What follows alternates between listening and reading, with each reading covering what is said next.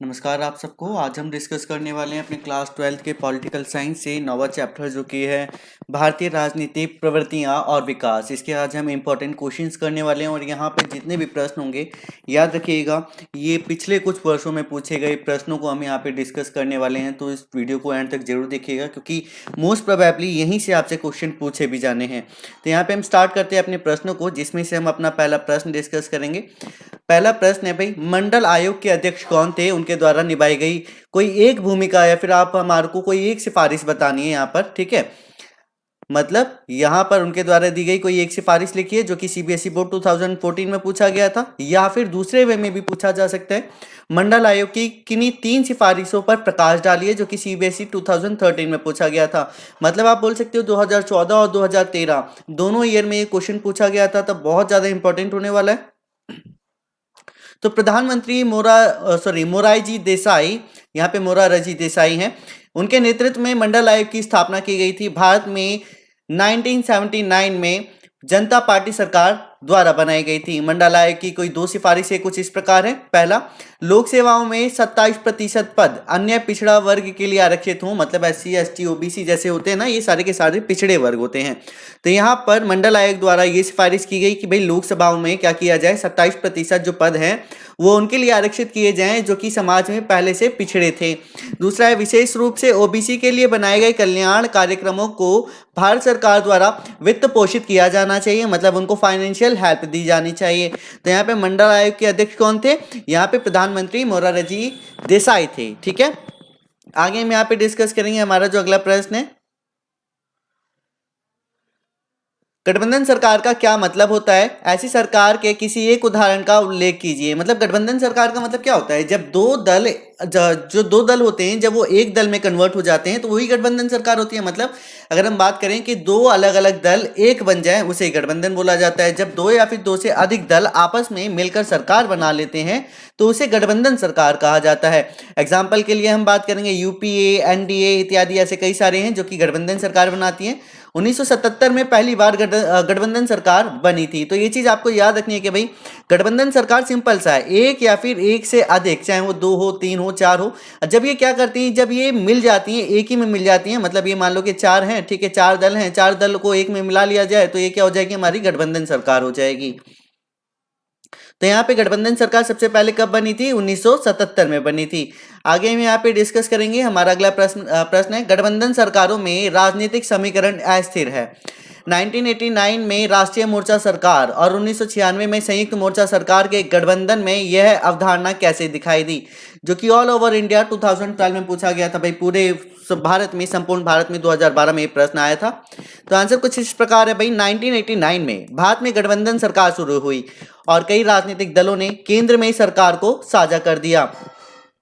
यह राजनीतिक घटना राजनीतिक अस्थिरता और अनिश्चितता को स्पष्ट रूप से दर्शाती है। जैसे कि हम बात करें, गठबंधन सरकार जो है राजनीतिक समीकरण अस्थिर है, ये हमारे को बताना है कैसे। अब यहाँ पे स्थिर सरकार का मतलब कोई एक सरकार जो है वो कंटिन्यूअसली नहीं चल रही है। यहाँ पे क्या है, अलग अलग दल मिलकर जब सरकार बना रहे हैं तो यहाँ पे सरकार जो है अस्थिर है ना। स्थिर सरकार का मतलब है कोई एक पार्टी ही जीते पूर्ण बहुमत से, वो क्या है, स्थिर सरकार है। जैसे कि कांग्रेस जीत रही थी, कांग्रेस को सरकार से दूर रखने के लिए संयुक्त मोर्चा का गठन किया गया। किसको? कांग्रेस को दूर रखने के लिए। इसका गठन 1996 में बीजेपी और वाम मोर्चे के समर्थन से हुआ था। HD देवागौड़ा यूनाइटेड फ्रंट के प्रधानमंत्री बने और उनके बाद IK गुजराल प्रधानमंत्री बने, ठीक है। तो यहाँ पे समीकरण अस्थिर है गठबंधन सरकार में। पहला जो हमने अभी डिस्कस किया पहले पॉइंट में, और 1989 में राष्ट्रीय मोर्चा सरकार और 1996 में संयुक्त मोर्चा सरकार का गठबंधन में यह अवधारणा कैसे दिखाई देती है वो हमने देख लिया। जिसमें से HD देवगौड़ा जो पहले प्रधानमंत्री बने, उसके बाद जो बने, कौन बने? Gujral, IK Gujral, right. आगे हम यहाँ पे डिस्कस करेंगे। अगला प्रश्न है, भारत में उच्च शिक्षा संस्थानों में अनुसूचित जाति, अनुसूचित जनजाति और पिछड़ा वर्ग के आरक्षण के पक्ष में कोई 2 तर्क हमारे को देने हैं जो कि ऑल ओवर इंडिया 2011 में पूछा गया था।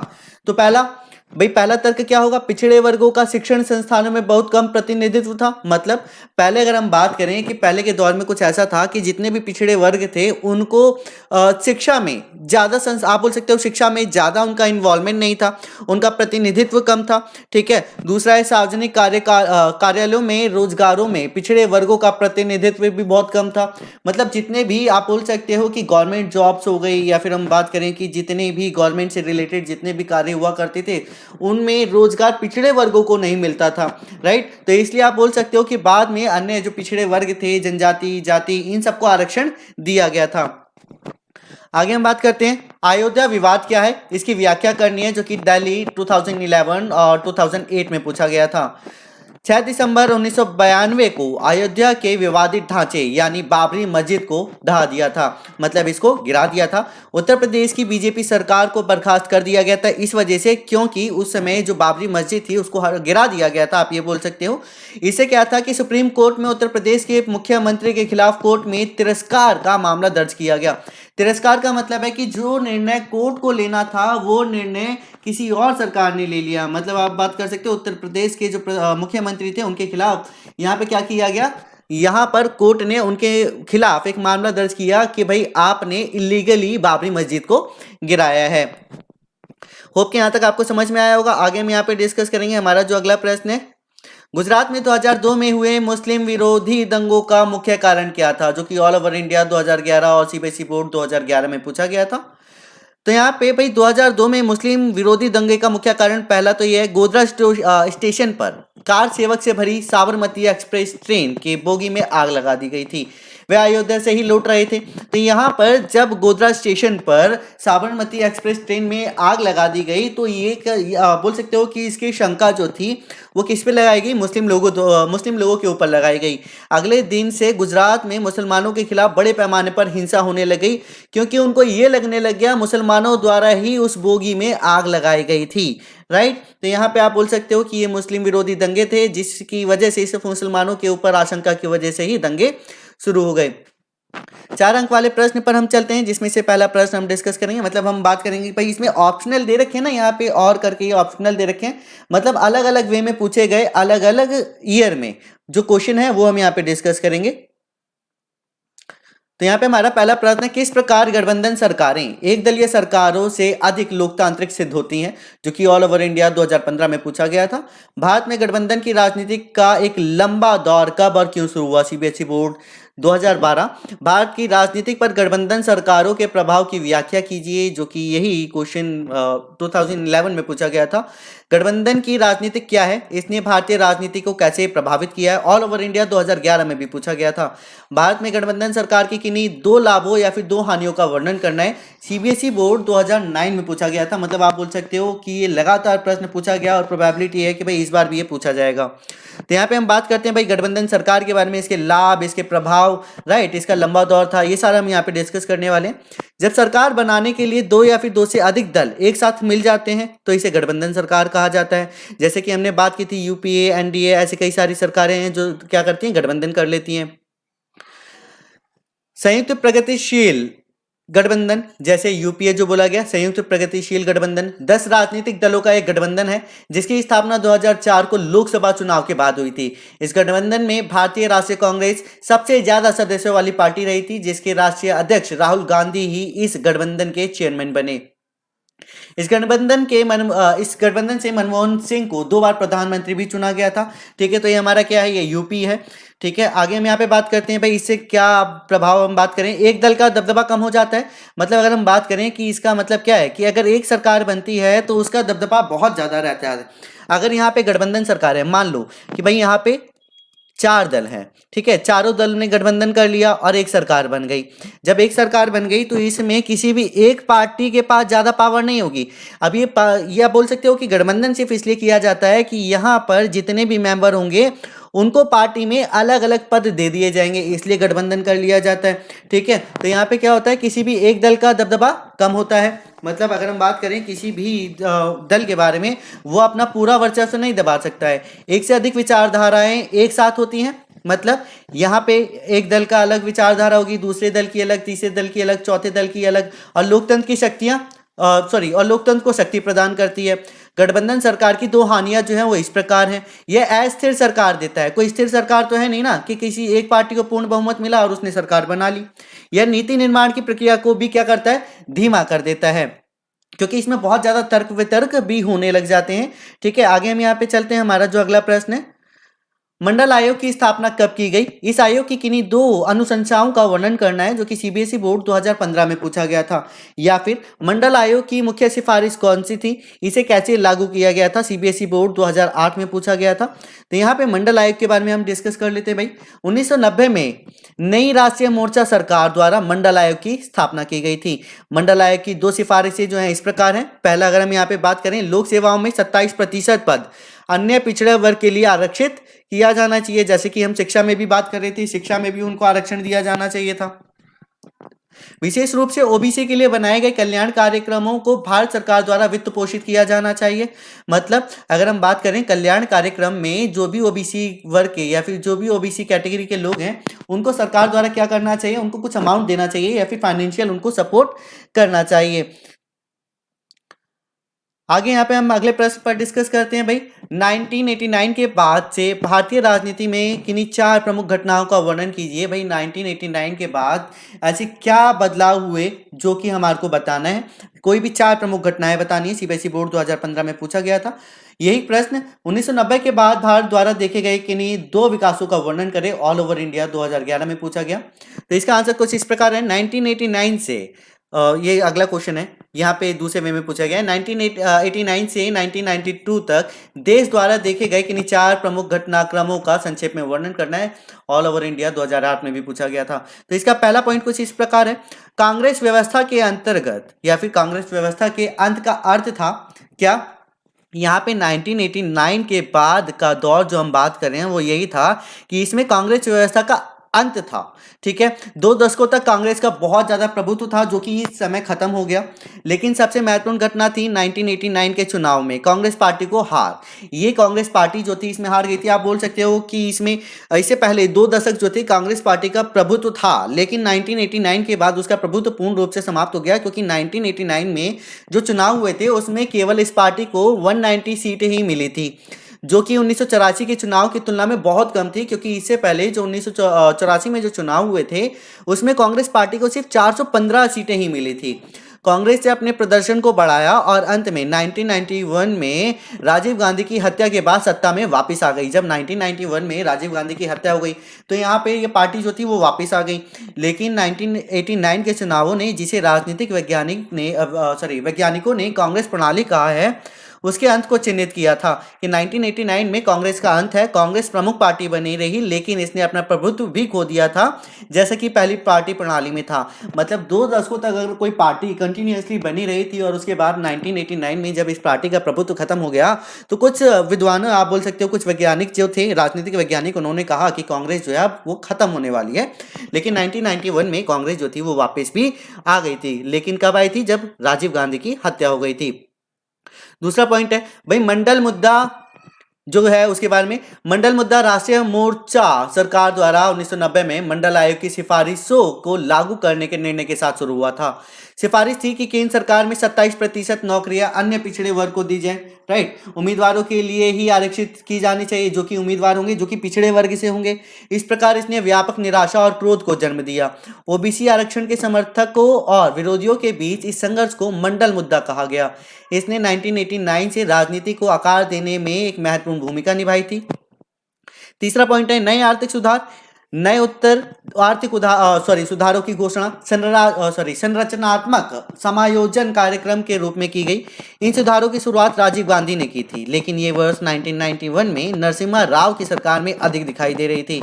इन सुधारों को कोई आलोचनाओं का सामना करना पड़ा, बहुत सारी आलोचनाओं का सामना करना पड़ा, लेकिन आने वाली सरकार ने इनका पालन करना जारी रखा।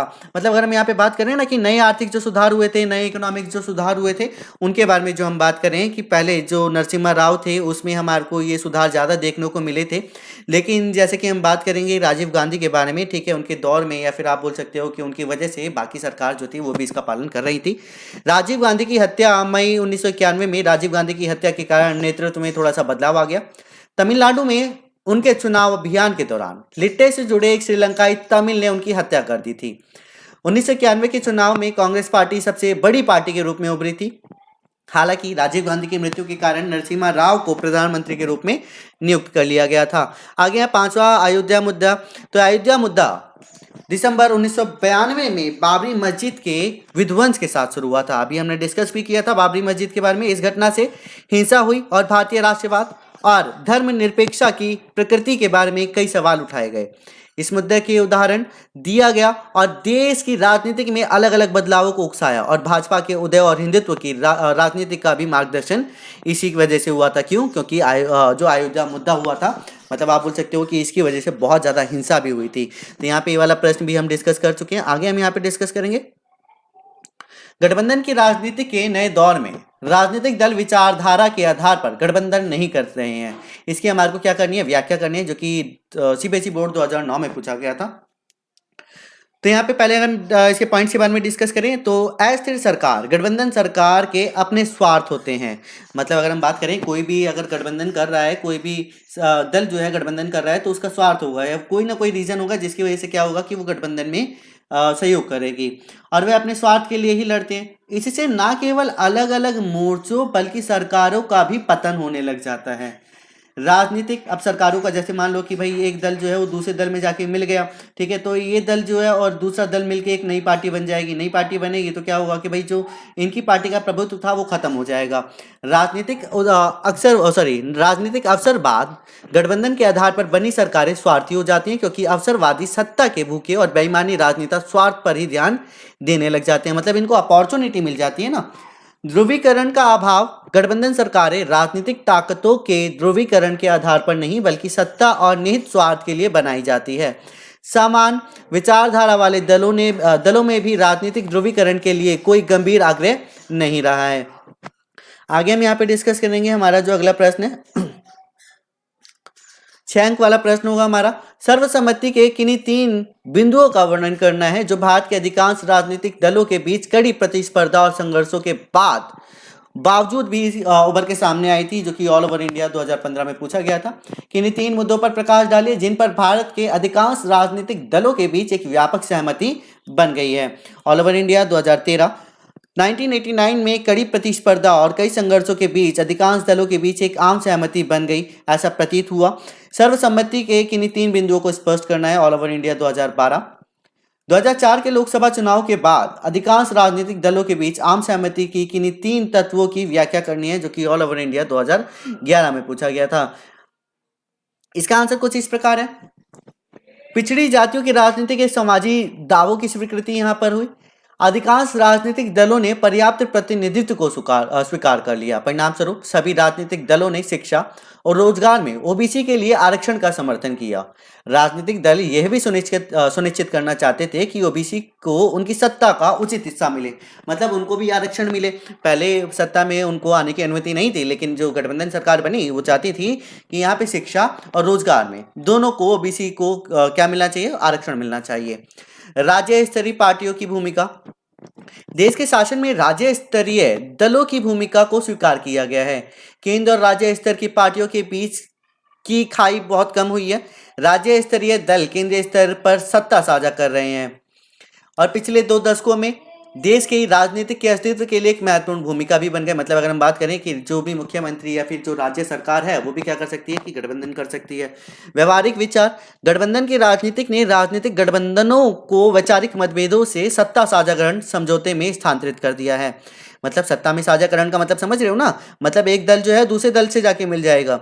शासन व्यवहारिक विचार पर आधारित है और राजनीतिक गठजोड़ कोई कठोर वैचारिक स्थिति नहीं लेता है। इस प्रकार भाजपा के हिंदुत्व के बावजूद भाजपा के साथ गठबंधन का गठन एनडीए कहा गया। मतलब आप बोल सकते हो कि भाजपा के हिंदुओं के बावजूद भाजपा का जो गठबंधन किया गया उसे ही एनडीए कहा गया। एनडीए सरकार अपने पूर्ण कार्यकाल के लिए कार्यालय में चली भी थी।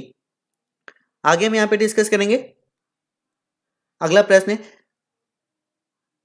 देखिए अगर आपको कोई भी डाउट होता है तो आप कमेंट सेक्शन में अपना क्वेश्चन जो है पुट कर सकते हैं, ठीक है। और साथ ही साथ अगर आपको इसका पीडीएफ चाहिए तो आप टेलीग्राम ग्रुप भी ज्वाइन कर सकते हो या फिर जो नंबर आपको दिया गया उस पर भी कांटेक्ट कर सकते हो। अगला हमारा प्रश्न है, गठबंधन सरकार में लोकतंत्र के लिए एक अभिशाप है या वरदान है? ये हमारे को सिद्ध करना है। अपने उत्तर के समर्थन में किन्हीं 3 तर्कों को स्पष्ट करना है, जो कि सीबीएसई बोर्ड 2011 में पूछा गया था। तो यहाँ पे आंसर कुछ इस प्रकार है, राष्ट्रीय स्तर पर क्षेत्रीय दलों की भागीदारी राज्य स्तरीय दलों के पिछले 20 वर्षों से देश की राजनीतिक में महत्वपूर्ण भूमिका निभाई है। इसलिए राज्य स्तरीय पार्टियां और केंद्रीय दलों के बीच मतभेद दिन ब दिन कम होते जा रहे हैं। मतलब आप बोल सकते हो कि जैसे कि हमने बात की है ना, गठबंधन सरकार में लोकतंत्र के लिए एक अभिशाप है, वरदान है। तो यहाँ पे पहला तो आप बोल सकते हो कि इनके जो मतभेद हैं किस किस के, जो ऐसे कि हम बात करें राष्ट्रीय स्तर पर, जो कि राज्य स्तरीय पर और राष्ट्रीय स्तर पर दोनों जो हैं उनके बीच में जो मतभेद हैं वो दिन पर दिन कम हो रहे हैं। पहला, अनुकूल की भावना गठबंधन की राजनीतिक ने राजनीतिक दलों का ध्यान वैचारिक भेदों से हटाकर सत्ता के बंटवारे की बंटवारे की जगह ले लिया। यहाँ पे सत्ता का बंटवारा ले लिया ना, मतलब क्या है कि अगर गठबंधन होगा तो सत्ता का भी बंटवारा होगा। एनडीए की सरकार में हम देख सकते हैं कि ज्यादातर पार्टियां बीजेपी की हिंदुत्व की विचारधारा से सहमत नहीं थी। हालांकि उन्होंने पूर्ण कार्यकाल पूरा करने के लिए सरकार बनाने के लिए भाजपा के साथ गठबंधन किया था। एक सर्वसम्मति की और झुकाव अलग अलग कट्टरपंथी दलों ने की, आर्थिक नीतियों का विरोध किया, लेकिन कुछ दल नई आर्थिक नीतियों का समर्थन करने के लिए आए क्योंकि उनका मानना था कि नीतियां देश को समृद्धि की ओर ले जाएंगी और पूरी दुनिया में इसकी स्थिति को भी बढ़ाएंगी। भारत में लोकतंत्र के लिए गठबंधन सरकार 3 कारणों से अभिशाप है। ये तो हमने बात कर ली कि भाई चलो ठीक है, ये तो वरदान के रूप में हम देख सकते हैं, जहाँ की अच्छी बात हुई। लेकिन यहाँ पे अभिशाप जो है वो हम यहाँ पे डिस्कस करते हैं, जिसमें से हम पहला बिंदु यहाँ पे डिस्कस करेंगे। अस्थिर सरकार, गठबंधन सरकार के अपने स्वार्थ होते हैं, जैसे कि हमने पहले भी डिस्कस किया। वह अपने स्वार्थ के लिए लड़ते रहते हैं। इससे न केवल अलग अलग मोर्चे बल्कि सरकार का भी पतन होने लग जाता है। पहला, राजनीतिक अवसरवाद, गठबंधन के आधार पर बनी सरकार स्वार्थी हो जाती है क्योंकि अवसरवादी सत्ता का भूखा होता है। मतलब जिसको अपॉर्चुनिटी मिल जाए सत्ता में आने का, वो भाई फायदा ही उठाने का प्रयत्न करते रहते हैं और बेईमान राजनेता अपने स्वार्थ पर ही जोर देते रहते हैं। दूसरा, यहाँ पे तीसरा कुछ इस प्रकार है, ध्रुवीकरण का अभाव, गठबंधन सरकारें राजनीतिक ताकतों के ध्रुवीकरण के आधार पर नहीं बल्कि सत्ता और निहित स्वार्थ के लिए बनाई जाती है। समान विचारधारा वाले दलों में भी राजनीतिक ध्रुवीकरण के लिए कोई गंभीर आग्रह नहीं रहा है। तो यहाँ पे आप बोल सकते हो कि यहाँ पे 3 ऐसे कारण हैं जिसकी वजह से यहाँ पर गठबंधन जो सरकारें होती हैं, यहाँ पे ये क्या है, अभिशाप है। अगला प्रश्न है भाई हमारा आज का लास्ट प्रश्न जो है, 1989 से 2004 तक भारत में 9 गठबंधन सरकारें बनी हैं। ऐसी किन्हीं 2 गठबंधन सरकारों के उत्थान या फिर पतन का हमारे को विश्लेषण करना है। सीबीएसई बोर्ड 2010 में पूछा गया था। या फिर भारत में गठबंधन का युग 1989 में शुरू हुआ था, जो अब बड़े पैमाने पर कायम है। क्या आप इससे सहमत हैं? अपने उत्तर की पुष्टि किन्हीं 3 तर्कों के साथ दीजिए। ऑल ओवर इंडिया 2010 में पूछा गया था। आंसर कुछ इस प्रकार है, 1990 के दशक में ओबीसी, दलित आदि जैसे कई मुद्दों के माध्यम से मजबूत राजनीतिक दलों, क्षेत्रीय दलों का उदय हुआ। किसकी वजह से? ओबीसी या फिर दलित, क्योंकि जितने भी नए दलित आए जितने भी नए दल आए उन्होंने ये कहा कि भाई एससी, एसटी, ओबीसी जो है इनको क्या मिलना चाहिए? आरक्षण मिलना चाहिए। इन दलों ने गठबंधन के माध्यम से सरकार बनाई, जिससे वो इसलिए सरकार बना पाई क्योंकि ये सरकारें कहती थी कि ये किसके लिए कार्य करना चाहती है? पिछड़े वर्ग को लेकर कार्य करना चाहती है। इस तरह के गठबंधन क्रमशः 1996 से 1989 में संयुक्त मोर्चा, राष्ट्रीय मोर्चा थे। 1989 से 2004 तक का गठबंधन हमें यहाँ पे डिस्कस करते हैं। कुछ दलों को कांग्रेस का समर्थन प्राप्त था और उन्होंने 1996 में संयुक्त मोर्चा नामक गठन किया। 1989 में बीजेपी और लेफ्ट ने नेशनल फ्रंट का समर्थन किया। 1989 में भाजपा और वामपंथी कांग्रेस को सत्ता से बाहर रखना चाहते थे। कौन? भाजपा और वामपंथी कांग्रेस को सत्ता से बाहर रखना चाहते थे, जितने भी अन्य दल आ रहे थे। इसलिए दोनों ने नेशनल फ्रंट का समर्थन किया और बाद में 1996 में कांग्रेस बीजेपी को सत्ता से बाहर रखना चाहती थी, इसलिए उसने 1996 में संयुक्त मोर्चा और वाम समर्थित कांग्रेस का समर्थन किया। गठबंधन सरकार लंबे समय तक सफल नहीं हुई क्योंकि भाजपा ने 1991 और 1996 के चुनावों में अपनी स्थिति काफी ज्यादा मजबूत रख ली थी या फिर मजबूत कर ली थी। 1996 के संसदीय चुनाव में भाजपा सबसे बड़ी पार्टी बनकर उभरी थी।